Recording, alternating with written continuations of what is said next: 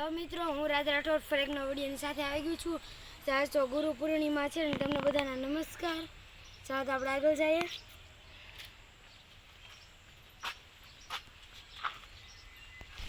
તો અજયભાઈની વાડી આવી ગઈ છું. આ તો ઘણું બધું ગાય માટેલું ઘાસ છે. અંદર જોઈએ આપણે શું છે વધારે. આંબા છે, પછી કાચરી છે, નારિયેળું છે, ઘણા બધા વેલા પણ છે. ખાતરી નાખી હાર છે, ગળા હોય કે તુરા કચરું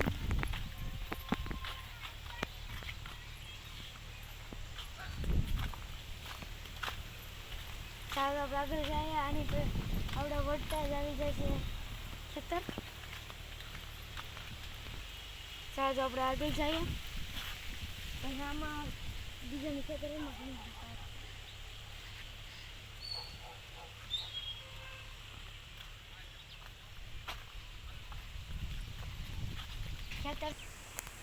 ચાલો તો આપણે ખેતર તો આવી જ ગયું છે. વેલા છોડતો આજ વરસાદની વરાપ છે એટલે આજ કાંક અલગ જ છે બધુંય.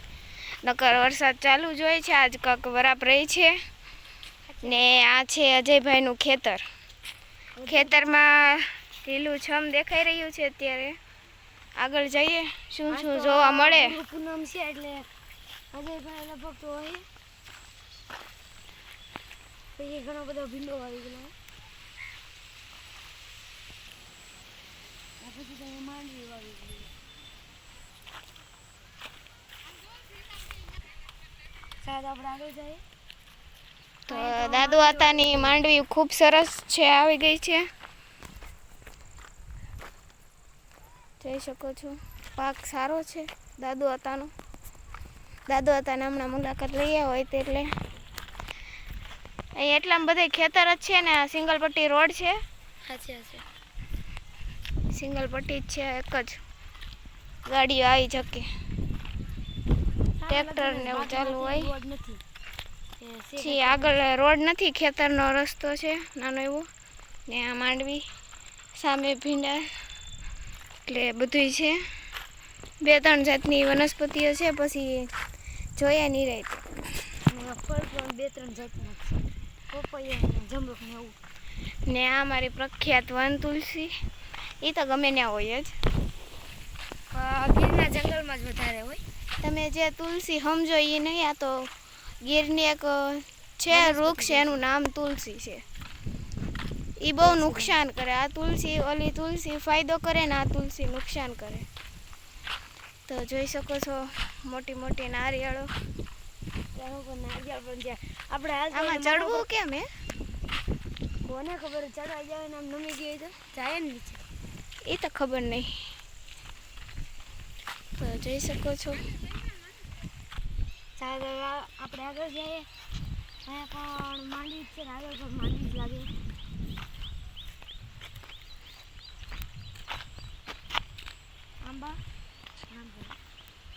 આંબા તો જોયેલા જ હોય બધાએ, દેખાડવાની જરૂર ન હોય.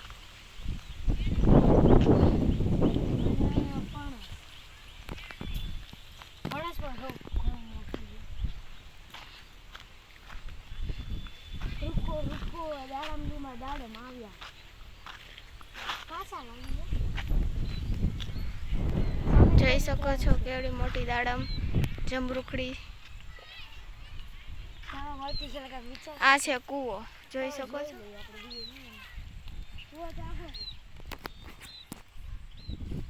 તમને દેખાડું કેટલા બધા ઉડી ગયા. બધા થોડાક છે હજી જો ઉડે છે. કબૂતરનું ઝુંડ. હા, ટોળું. ચલો આગળ. ચાલો જઈએ. દાદુ આતાનું વાહન એટલે એનું ના એને કંઈ કહેવાય નહીં. ગબરું જવાન છે. આ છે પોપૈયો. પોપૈયા કોને કોને ભાવે કોમેન્ટ કરો. સાચી વાત છે. અને એટલા તમે જોઈ શકો છો સોયાબીન પણ વાવ્યા છે. મારી ખેતરે પણ વાવ્યા છે. એટલામાં જ છે. એટલે 1, 2, 3, 4 રોપમાં છે ખાલી. એટલામાં બીજા બધાનું માંડવી જ છે. રિયલ એમ પડતા નહીં. અહીંયા તો આ લાંબા પપૈયા છે ને આવડા ગુવાર છે ને કરવું એ તો ખબર નહીં. મિક્સ છે. અને અહીંયા તો અમારે વિજય કે આજે ભાઈ નામ તો અમને ભૂલાઈ જાય છે. અહીંયા જો ખડ કાઢી સરસ. સામે દાદુ દાદા કાક ઘાટી કરે છે. ચાલો ત્યાં જઈએ દાદુ હતાની પાસે. આ બધું ખડ છે. એટલામાં ખડ એટલે જેવું તેવું ખડ નહીં. આપણે હંતાઈ ગયા હોય તો દેખાય ને એવું તો ખડ છે. મોટું ખડ છે ને આની અંદર તો રાતની સમય કાંઈ હોય. જોઈ શકો છો આખું ખેતર. ઓની માથે ચડી જાય એવું થાય લાગે. દાદુ હતા કાંક રોપ નાખી રહ્યા છે તો આપણે ત્યાં જઈએ ને મુલાકાત લઈએ. ચાલો.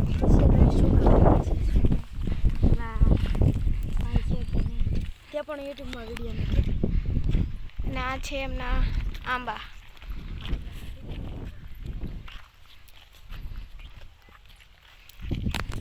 આ બધી જ છે ને ત્યાં હળદર છે. દાદુ હતા એ દર ખેલે હળદર નાખે ને હળદર બહુ સારી થાય છે. અમે આ દાન જોઈ હતી. ચાલો રાધીબેન આગળ જઈએ. આમ કલમો પણ સોંપાઈ છે અત્યારે. આવે હે. હા, આ દાદુ હતાની નાની એવી ઝૂંપડી છે. આ કલમો છે તે નાખીએ છીએ આગળ તો ત્યાં જઈએ હવે. ને આ જમરૂક છે.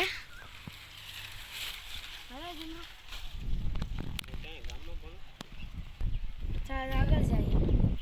આ છે તે હળદર છે. હળદરના પાંદડા આવા હોય છે. નાવડી નાની એવી ગુલાબડી છે તો એમાં ઘણા બધા ગુલાબ આવ્યા છે. હળદર તો ભીડાઈ ગયેલા સારું કહેવાય. ચાલો તો આપણે આગળ જઈએ. પછી રીંગણી છે. તો આ કલમ સોંપવા માટે ખાડો કરેલો છે. નાખી દઉં અંદર. નથી લાગુ રહેવા દે ને તેનો રોપ. નાવડા તમે વિચારતા છો આ શું છે શું છે. આવડા ગવાર છે બીજું કાંઈ છે નહીં. ગવાર છે ખાલી એવા છે. ના છોડી વાવી ગયેલી છે.